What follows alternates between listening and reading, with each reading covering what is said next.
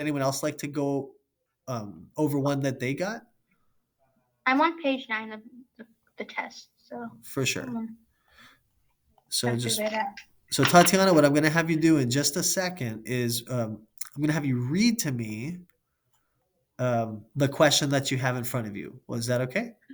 Yeah. Awesome. And then if anyone else would like to, you can also tell me one that you have. And then when we're done with going over some functional values questions, we're going to look at our last lesson for Unit 6. Woohoo! Um, all right, so let me skip past all this and we'll do your any questions for functional values.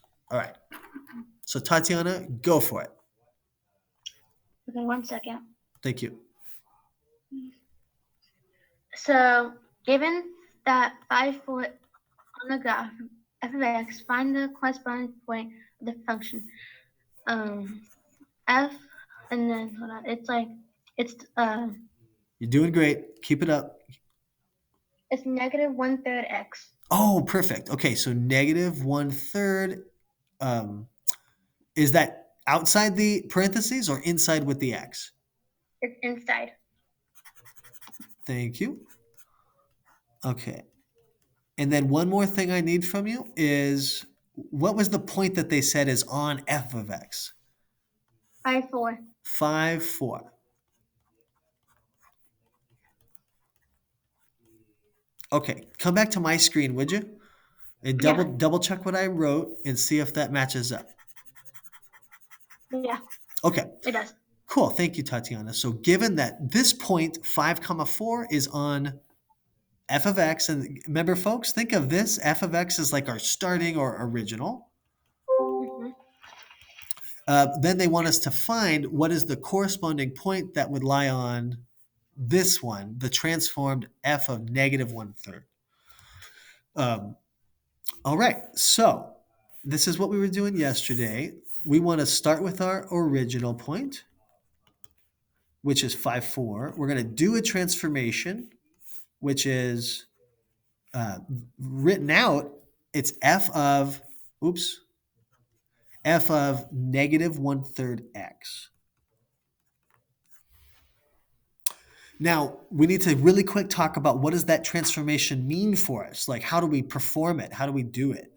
Um, I'm going to open the floor for all of you, please. Anyone who'd be willing to try answering my prompts here. So we see the negative 1/3 times x inside the parentheses, right? In the parentheses, does that mean we're going to do a horizontal or do a vertical transformation? Anybody, everybody, please. Horizontal. Oh, Tatiana, yes? Horizontal. Horizontal. Wonderful. Thank you, Tatiana. And someone in the chat. Savannah. Yes, you got it. Horizontal. That's great. Now, so we basically narrowed it down to left, right, horizontal. We want to multiply our number to the x because it's horizontal. So we're gonna multiply something to x, and for us that's the 5 because it's in the x location, right? The y stays the same. So let's set up our ending answer here, our ending point. So 4 will be our y. Because it's horizontal, are we doing it at face value, folks, or are we doing the opposite of what it looks like? Because it's in those parentheses, it should tell us face value or opposite. I see one chat, just one chat. Got it. Super excited. Savannah said opposite. Thank you, Savannah. Yes, anytime our rule, our change, guys, our the plus number or multiplying number or minus number, whatever it is, if it's in the parentheses like this is, it's opposite of what it looks like. So when we're dealing with the multiplying ones, like this is negative 1/3 times x, the opposite is not going to be a switch of the sign. It is going to be a flipping of the fraction, though. So our 1/3 gets switched to 3 over 1 or just 3. So our x number, 5, needs to be multiplied to flip the fraction, but the sign does not change. It's going to be negative 3 Or you could think of it as 3 over 1. But what is 3 over 1? It's just 3. So we can scratch that out and just the whole number 3. So 5 times negative 3, what does that give us? Anybody, please. 5 times negative 3.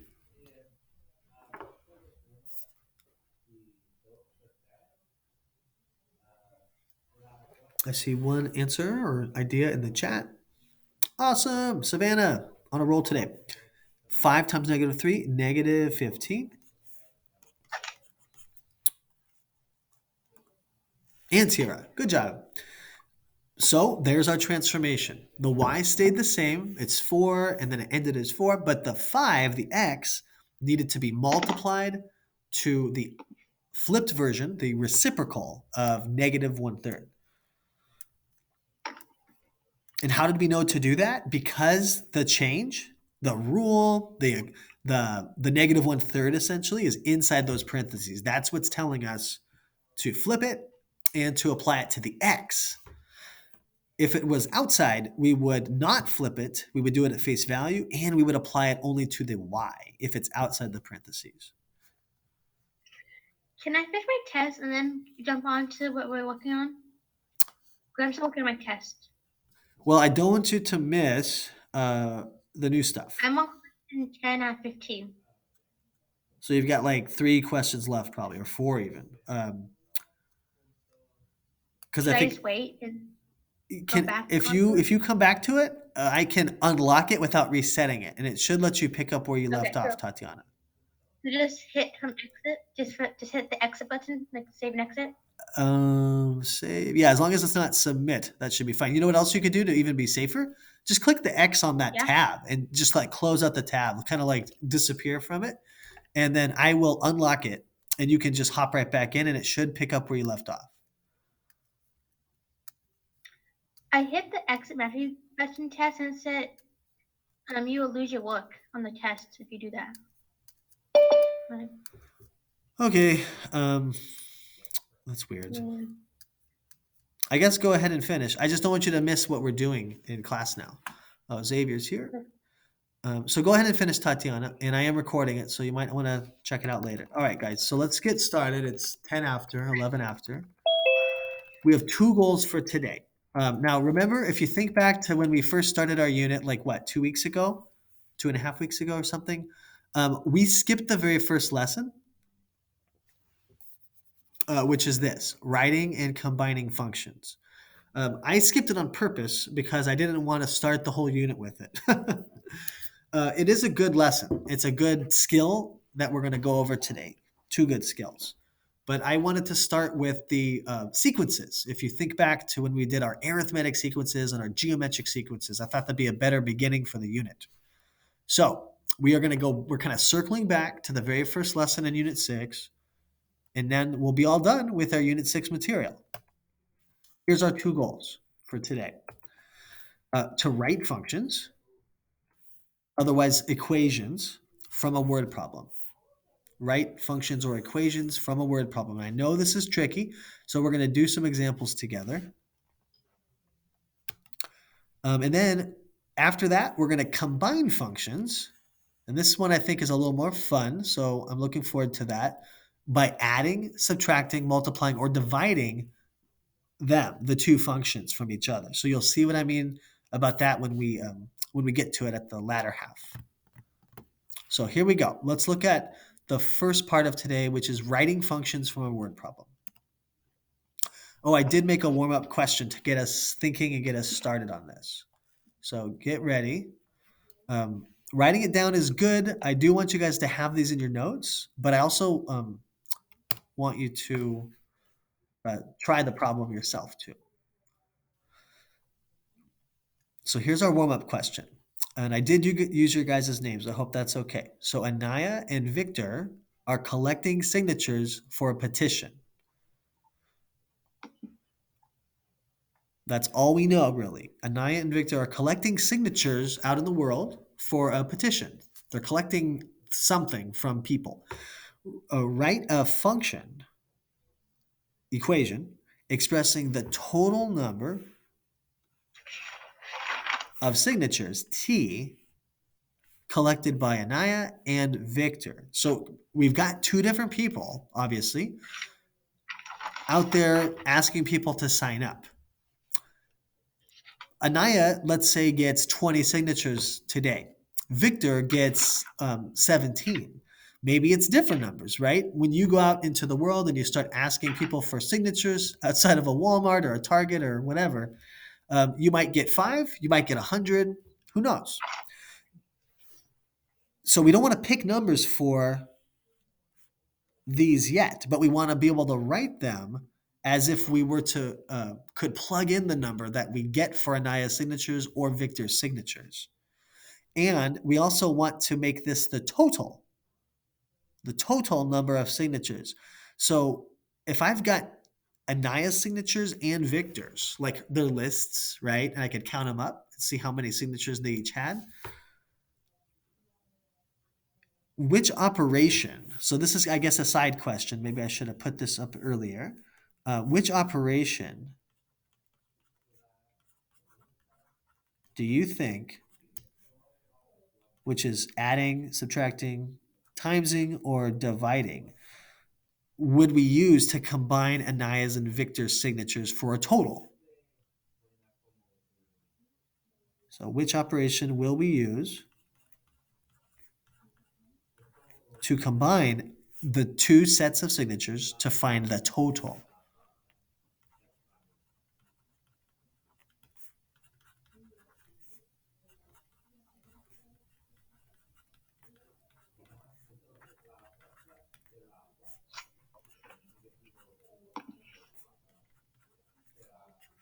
So think about this. And I'm trying to break it up into a smaller separate parts. So in red, I just wrote, which operation do you think we're going to use to combine the two people's lists of signatures?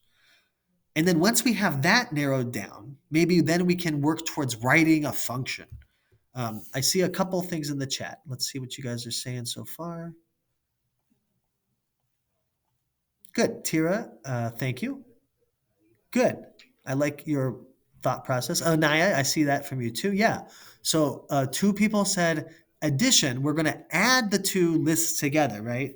If we knew Anaya's numbers, we'll call that A. And if we knew Victor's numbers, V, we could add those together, and that should, it stands to reason, give us the total number of signatures collected between the two of them. So we can write this as equaling T. Why am I picking T? Well, in the word problem, it said total number of signatures with that T. It looks like we're supposed to use it. There'll often be a clue like that for which variable to use. And I also gave you A and V for Anaya and Victor. Now, in practice, it's okay to use any variables you want as long as they make sense to you. So here we have a function written. There's no numbers in it, but it is an equation, right? We have a function written that if I knew Anaya's numbers and Victor's, I could plug those in for A and V. They would add, and that would tell us the total number.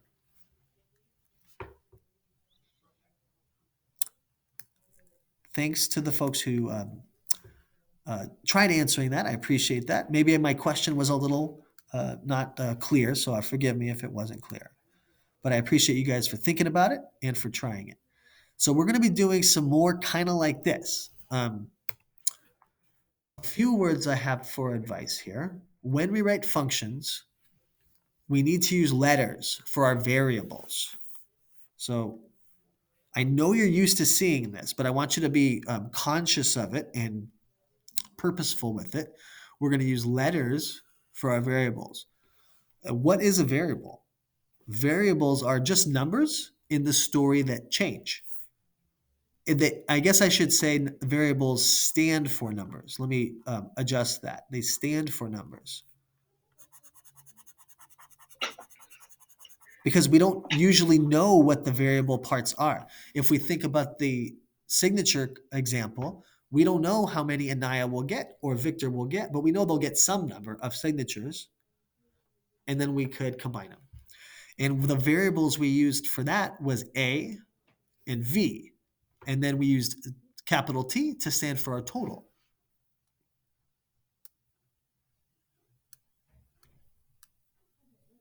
So I want you to start looking at these like story problems, the word problems, and think about what part of this is a number that is going to change. It could be, it could go up or down. It could be zero. It just depends on the scenario.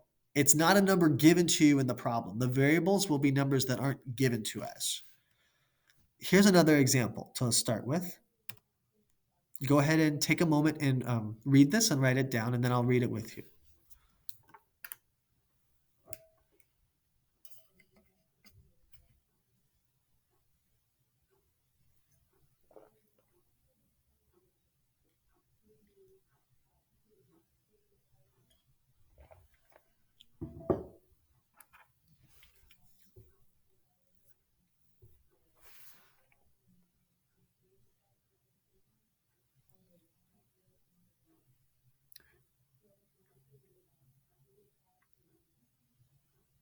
Okay, I know it's a lot to write, so I'm going to wait a sec, and then I'm going to read it with you guys.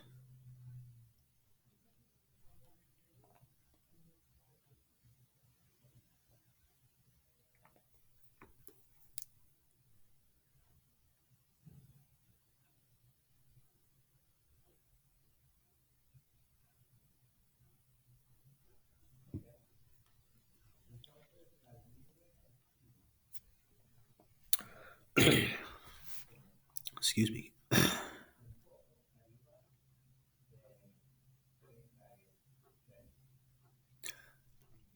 Okay, so here's the story, the word problem. Savannah makes $16 per hour at her job. Write a function representing the amount of money, M, that Savannah makes after working any number of hours, H. I wanted to use an example that had a straight up number in it. The number that is included here is 16. This is not really going to change. She makes $16 every hour.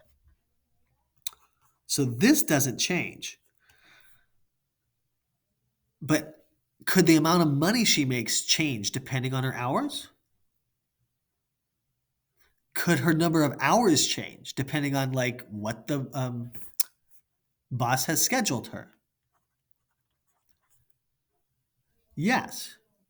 So we don't know how many hours that we need to have her work. We're just supposed to say how much money total will she make if she makes $16 an hour, and we can plug in something for H, some number. I'm sorry, some number later. If we go back to the first example, if we knew the number of signatures for each student, then we could plug in their numbers. Well, we don't know what their numbers are, nor do we know how many hours Savannah's working yet. We just know that she makes $16 an hour. Now, this one's a little trickier, and I wanted to give you a general clue or a general hint that is like 99% of the time going to work. Anytime you've got per, 16 per hour right here, the word per is a clue that we're going to be doing multiplying or dividing. Like one thing per another means they'll be either multiplying or it could mean dividing. Okay, it just depends on the context. So it's up to us to kind of be detectives and figure that out. Is it going to be multiplying or dividing? But it will mean one of the two. So in this case, $16 every hour. So before we even try to, well, let me see in the chat. Maybe someone already wrote a function. Okay, Tira, thank you for answering that question earlier. So let's just, honestly, I want to make a table with you so we can visualize the different amounts of money she could be making. And then we'll try putting together the function. So let's say she works 1 hour. Well, how much money should that be? How much money would she take home that day for just working a single hour? In the chat, I've got a couple people. Thank you guys. Let's see. Savannah said 16th. Thank you. And then in Tierra 2, good job to both of you. And we see that because it's telling us $16 per hour. So it stands to reason that if it's just a single hour, then we've got $16 made in our pocket. And then I had a question. I wanted to check that really quick. Does total mean the problem is addition or subtraction? Not necessarily. Not necessarily. Here in this problem, Anaya, it doesn't say like the total amount of money, but I think it wouldn't change the problem if we did say find the total amount of money M that she makes after working H hours. Total does imply that we're like collecting things, but I think it could also mean, and I'm sorry that this is ambiguous, it could also mean that we might be multiplying stuff, right? Because we're growing and getting bigger and bigger and bigger by multiplying. So I don't think we can make that a rule that total means it has to be addition or subtraction. But I do guarantee you guys about this rule, about the per. Miles per hour, dollars per hour, anything like that is always going to mean we're multiplying it or we're dividing it. And I want you to see where that multiplying is coming from. If Savannah works for 2 hours, how much money should that be? Take a second and see if you can reason that. How much money for 2 hours? I see one chat. I'm going to wait and see if anyone else wants to try.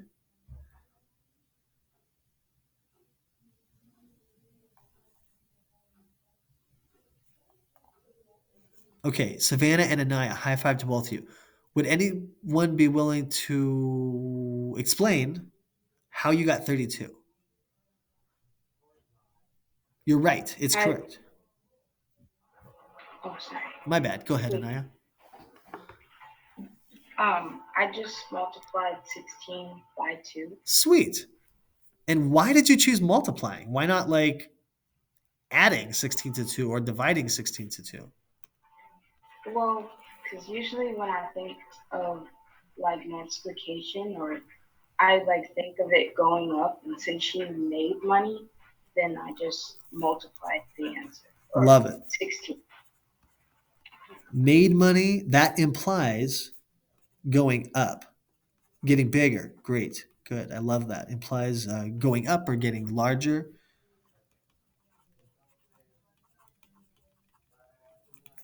That's a good skill. I'm glad you noticed that, Anaya. So if we had a different problem where we were getting lower and lower and lower, maybe then we would choose to try division or try using subtraction because we know those make things smaller.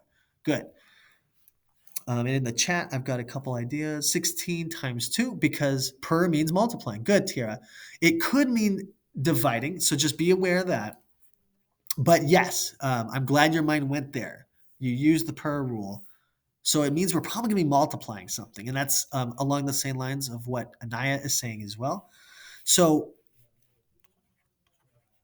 if we wanted to find 3 hours, then we should be able to do 3 times the money. 3 times the money. And the money we know is $16, right? Every hour. 3 times the 16.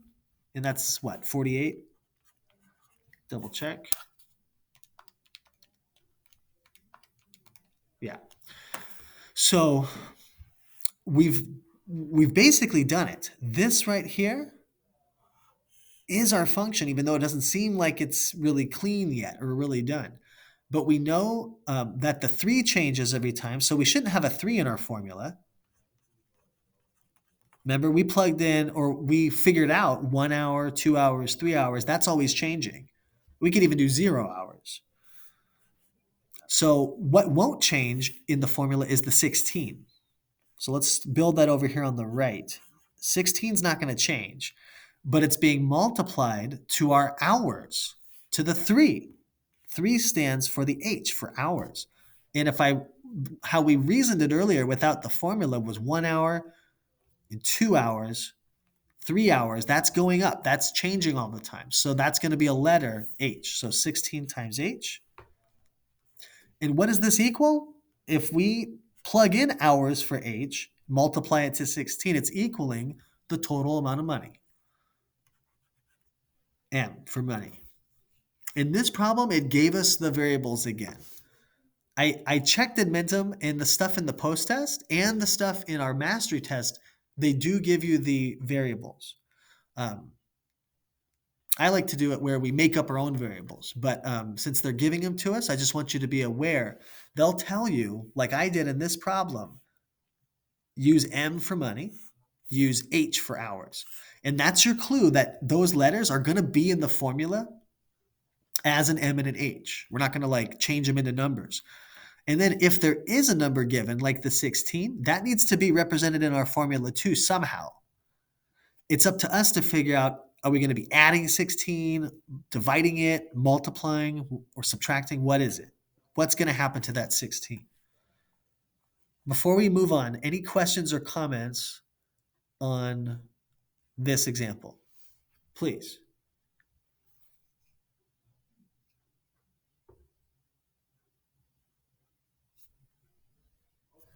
Not yet? Okay. I've got a couple ready to go to practice some more with you. Oops. Okay. That's good. Okay, let's try the next one. Okay, Annie has a compost pile that produces 10 pounds of compost a day from yard waste. It produces 10 pounds of compost a day from yard waste. So I think about that and I think, okay, so on the first day, let's say she just started it. On the first day, it should give us 10 pounds. On the second day, it should give us 20 pounds. On the third day, it should give us 30 pounds because every day that goes by, it's giving us 10 more. So I'm kind of just adding it. But it actually is behaving the same way as the dollars per hour question. So if we try it in a table, every day that goes by,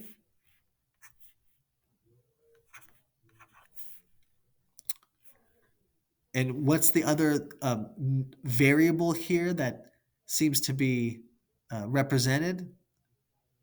Pounds or compost, right? Pounds of compost.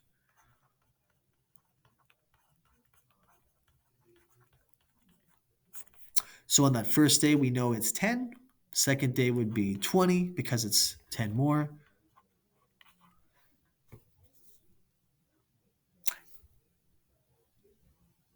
It seems like at first we're adding, and we are adding 10 plus 10 plus 10 plus 10. But what is repeated addition? We have another term for that when we have repeated addition over and over again. And frankly, guys, this is the same phenomenon that we saw in the last question. We were adding 16 plus 16 plus 16 to get to the next day. But we don't show it as a bunch of 16s added or a bunch of 10s added. We show it as multiplication, just like we did last time. Let me erase this really quick. Okay. So a little follow-up there. Write a function that expresses the amount of compost, C, as a function of the number of days, D. Now, this one is worded really weirdly, as a function of the number of days, D. So I wanted to make sure to go over this with you guys in the chat. To the power of, or multiplying. Good. Yes. Yeah, it's going to be multiplying. And I want you to do kind of what Anaya said on the last question. Everybody, I want all of you to try what Anaya was hinting at. If it's getting bigger in the story, then that should be a signal that we're either adding or we're multiplying because those grow. And if it seems like we're going down in the story, like the 10 is getting smaller and smaller for some reason, then that should be a signal we're going to use subtraction or division because those make smaller. Um, and the variables this time are C and D. So I think about it kind of this way. In our equation, in our function, we need the variables that are given in the story. So C for compost, D for days. And we also need to use the numbers that popped up in the story as well. So 10 is going to be important to us, just like last time we used um, H, M for money, and 16 for how much she made per hour. So we're going to use these three components somewhere in our equation.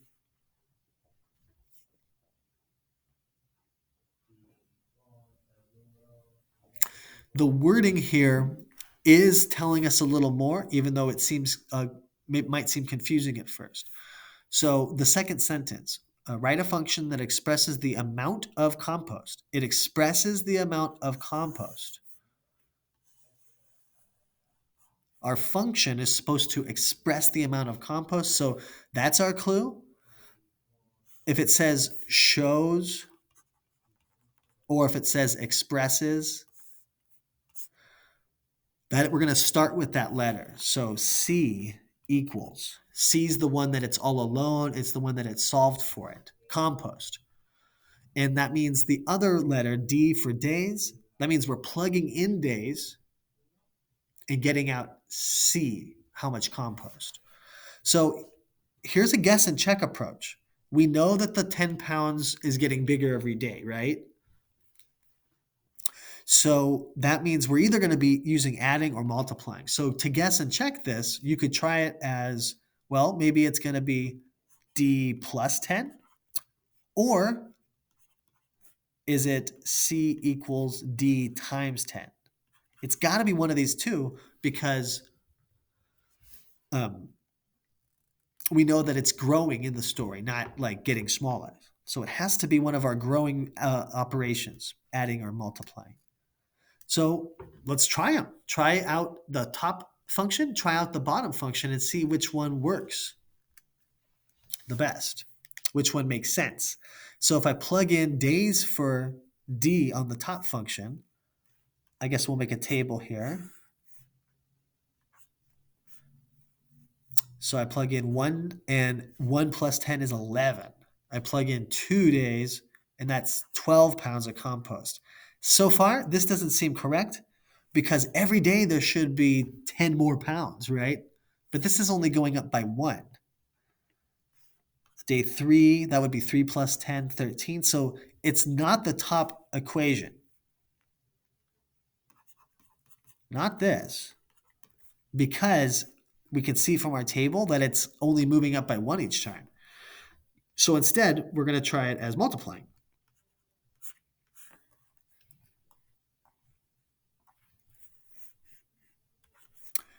1, 2, 3. Just do a couple.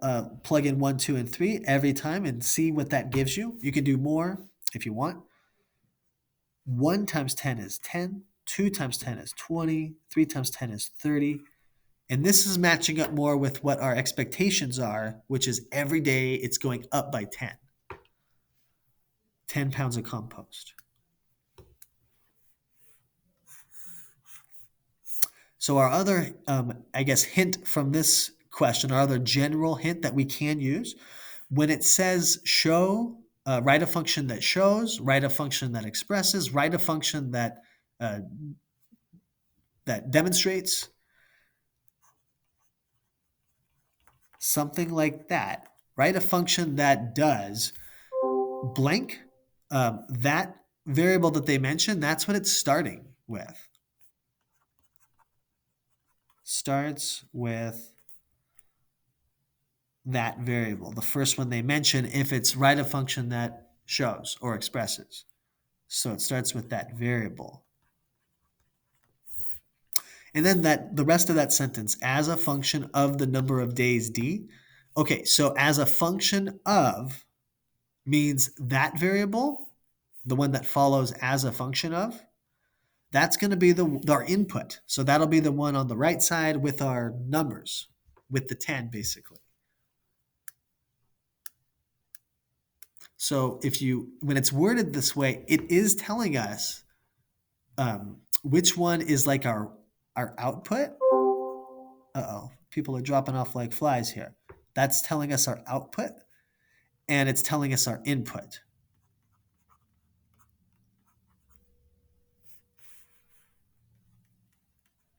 Basically, the one that's solved for, the one you could start writing first. Output is the one that it's the function of, a function that expresses, and then the one that says as a function of the other variable, that's our input.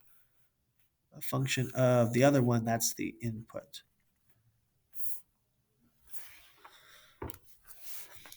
Okay, let's try one more, and then let's look at combining functions. So here's our last word problem for today.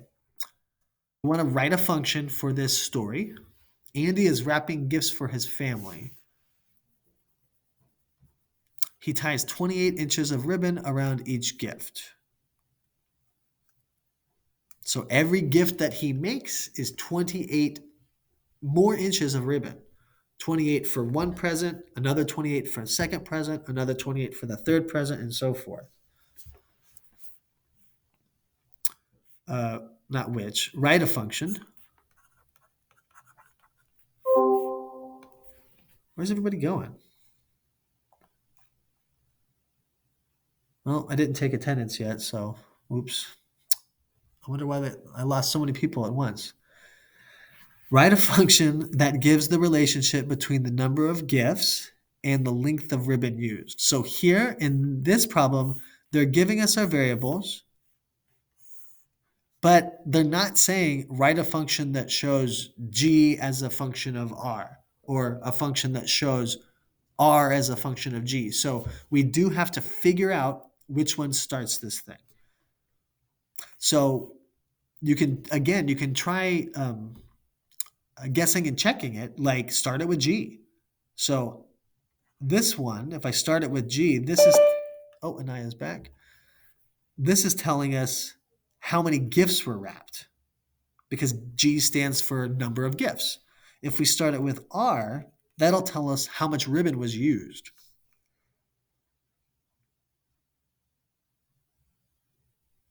So write a function that gives the relationship between the number of gifts and the length of ribbon used. So we know that every present that he makes should be 28 inches of ribbon. So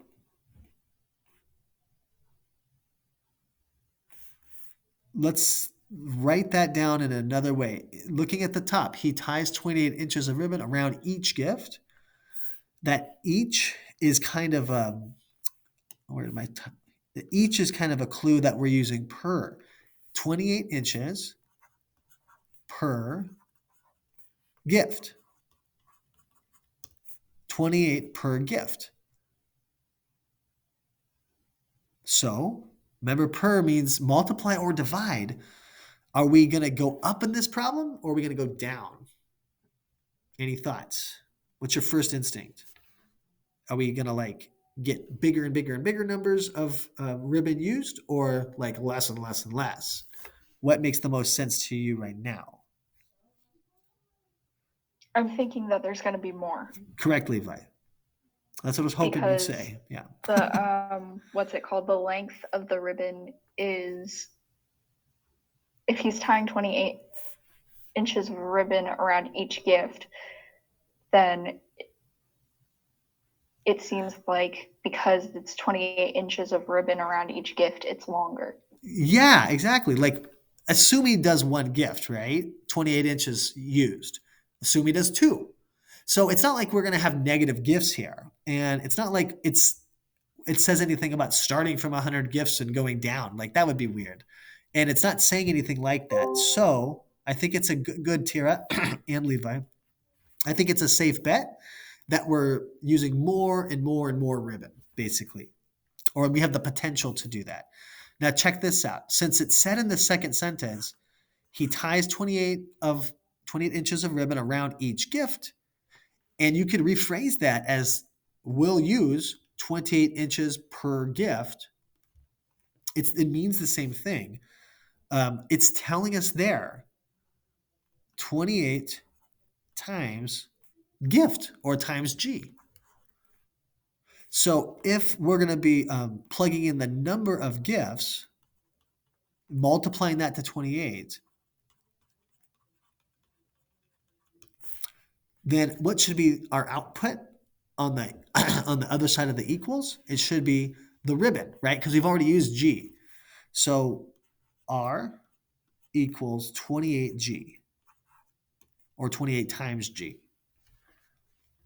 There's a lot of detective work involved in this, but we can rely on some consistent things like miles per hour or dollars per hour, or even 28 inches of ribbon each gift. That's implying for every gift, it's another 28. Every gift, another 28. So that's like saying 28 per gift. And then it is telling us kind of indirectly, that we're multiplying because of that because we knew instinctually that it's getting bigger here. It's not like we're using less and less and less ribbon, right? We can't have a fraction of a gift. So it has to be that Andy has the potential to use more and more and more ribbon, therefore multiplying to make it larger.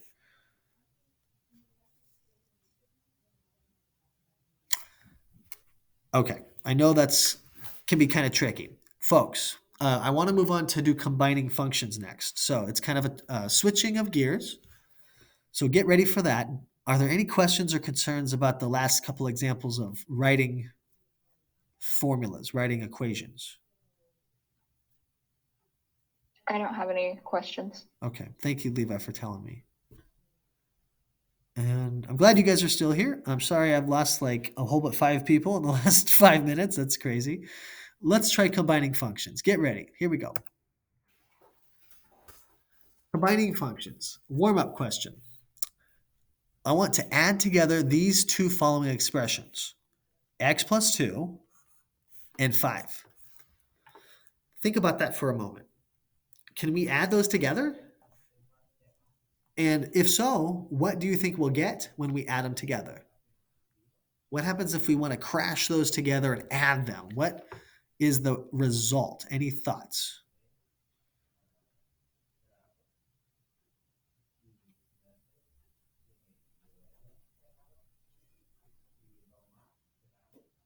I'm sorry, what was the question? The question is, can we add x plus 2 and 5? And what is the answer, or what is the result if we can add those together? We can. Good. I agree. We can. And it'd be 7. Oh, cool. I know you might think this is an annoying question, Tara, but where'd the 7 come from? Because we're adding 2 and 5. For sure. Absolutely. And 2 and 5, those are like terms. Oh, there's that horrible phrase, like terms, right? So like terms in math means we can actually add them and figure out what they add up or down to if we're subtracting. What about that x? Should we include that in our answer when we add these together, or does it go away? Any thoughts? I think it would be included. For sure. And Savannah, I see yours too. Thank you, Savannah. Let's include it. Why? Well, because it's still there. It was part of the first expression, and the second expression is just a 5. So when we add together these two expressions, I'm basically putting a plus sign in between them like this, and then saying, okay, we need to simplify any parts that are like terms. 2 and 5 are, so I'm glad you two saw that, x plus 7. I want you to get your mind back to doing this kind of algebra where we were doing like terms and adding things or maybe subtracting things too. So technically, we've already done a combining functions problem. Here's how they're going to look, though. Here's how they're going to look in this mastery test. So these are the same expressions. We just added the two functions. F of x is x plus 2, and g of x is 5. So I didn't call them f of x and g of x on the last screen, but we could label them as like function f is x plus 2 and function g is 5. When they're labeled as a function like this, then we can show this combining of functions like so. Now we've been using a lot of function notation for the last months and weeks together, where we write it as f of x, right? All those translations we've been doing for the last week, we've been deep and heavy into function notation, writing it as f of x and not y, right? But they basically mean the same thing. To do function combining, they're all going to be in function notation. So what this is saying is, this is basically f of x, this is g of x, and what in the middle do we see? We see adding. So this is telling us to add the two functions together. Add the g and the f together. And we can do all four operations, adding, subtracting, multiplying, and dividing, just like this. Add the functions together. The little x on the outside, that's just part of function notation saying the input for these functions is both x, right? It's not like we have a for one and x for the other, or b for one and x for the other. The input for both functions is technically x. For g, though, if you notice, there is no x near the 5. So basically, no matter what the input is for g, the output is always 5.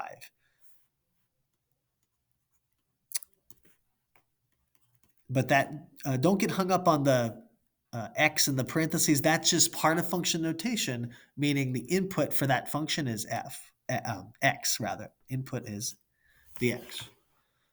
So let's look at a couple more problems and examples like this. Try them together. I'll wait a second if people are writing.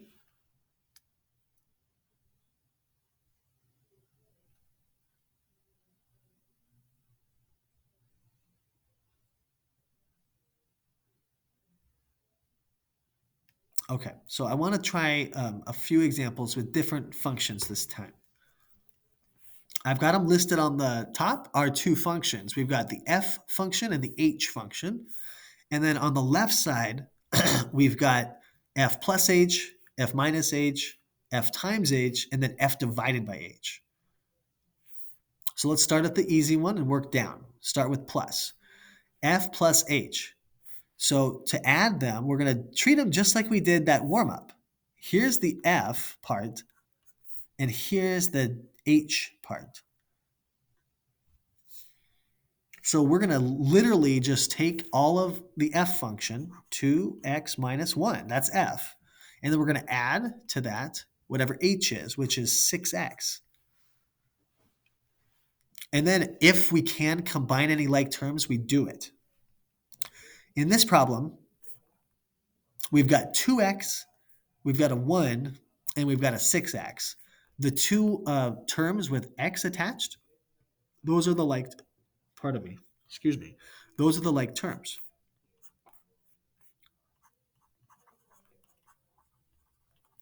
So now we're going to basically add together 2x and 6x, combine those two guys. If I've got 2 x's and then 6 more x's, that's a total of 8 total x's. So I can simplify what I've got to 8x minus 1. So in the middle of the screen, we did the adding, right? So this is where we see f, the plus sign, and then we see h, right? So here's f plus h happening. And then on the far right, that's where we've done the simplifying. And that's kind of like our final answer. So you could, just to show it all a little cleaner, here's what that would look like. f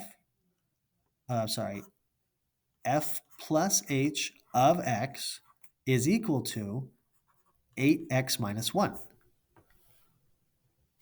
Without all the work, right? This is just the statement.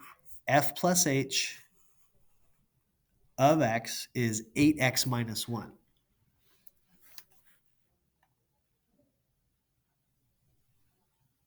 Let's try the minus one. So f minus h. So this time you're just taking the f function, 2x minus 1, and that's f again, right? Minus whatever h is, 6x. So very similar, but instead of a plus 6x, it's changed it to a minus 6x. So scan through for like terms. So the 2x and the minus 6x, those are the like terms. So it's like saying 2x's minus 6x's. 2 minus 6.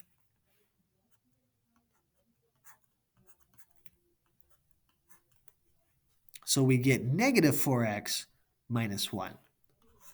So f minus h of x, if we wanted to write this out, f minus h of x is negative 4x minus 1.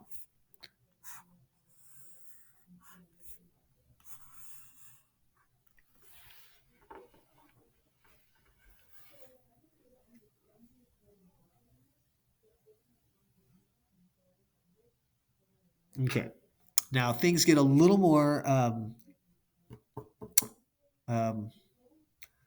a step up, kick it up a notch when we're multiplying or when we're dividing.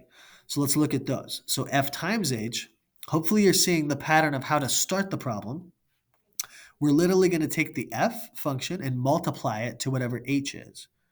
So start with f, 2x minus 1, and I want to multiply that whole thing to 6x. Now, because the whole thing of f is not just a single term, right? It's not just 2x, or it's not just negative 1, it's actually both. Then here we need to be proactive and set a parentheses around it to make sure that we multiply the 6x to both parts. Distribution. Remember distribution. So I'm going to should have changed the whole thing to yellow. So we're going to multiply 6x to the 2x and 6x to the minus 1 or negative 1.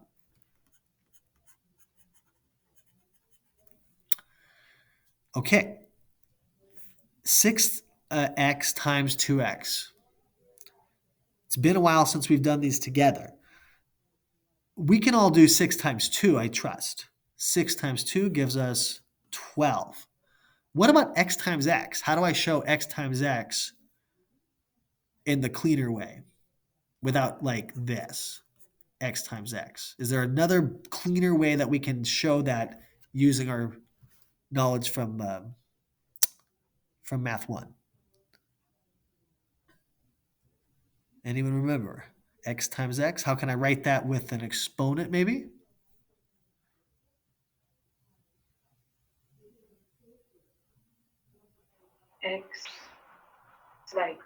X, okay, I'm trying to say it. X and then like the small number 2. Correct. The small number 2. Anaya, high five, dude. Yes.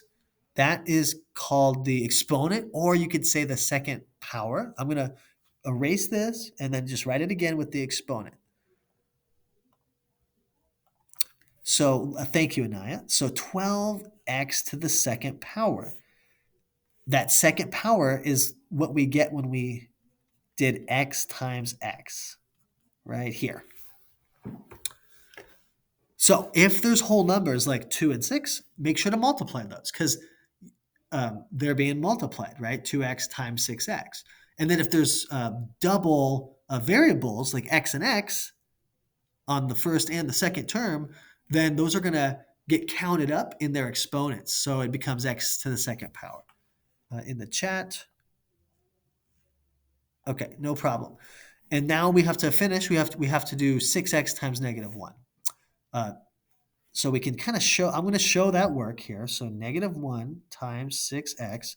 So we would treat this, attack this with the numbers and then with the variables. So negative 1 times 6, that's just negative 6.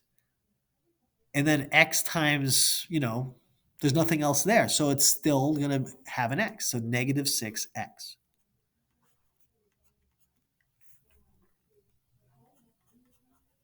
So we could write the whole thing a little cleaner. F times h of x is 12x squared minus 6x.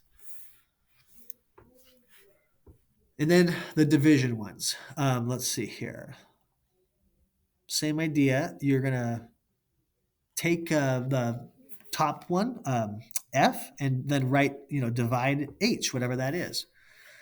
So 2x minus 1, that's f, divided by h, 6x. And there's not a lot of simplifying we can do here. So actually, we're done. This one comes to 2x minus 1 over 6x.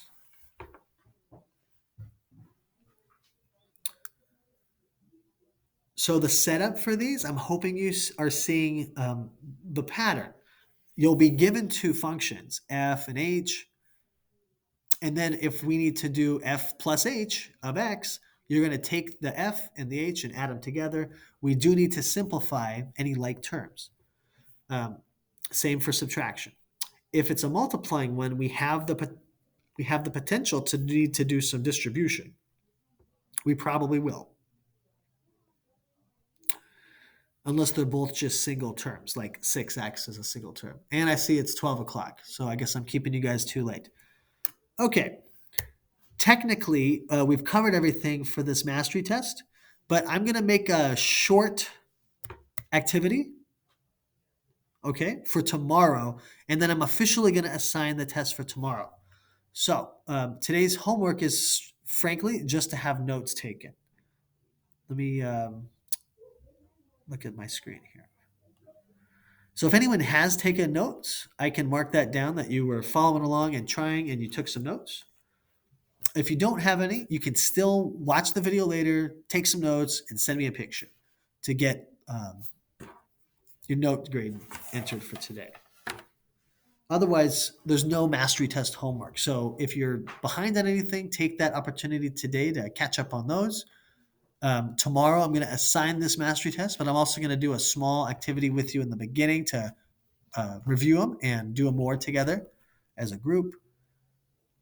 Yes, Savannah, thanks for telling me. I'll go through and unlock anybody's after lunch. I'm going to go through and unlock or reset any ones that I see are locked. Josiah, by the way, I'm going to be working with Brandon tomorrow on the functional Woohoo! value. Awesome. Did you try it on your own yet?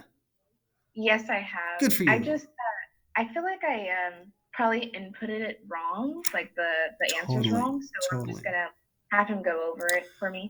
Beautiful. And you know what else, all of you? Today's Tuesday, so 3 o'clock, I'll be on my Zoom call and you can join me and we can go over those together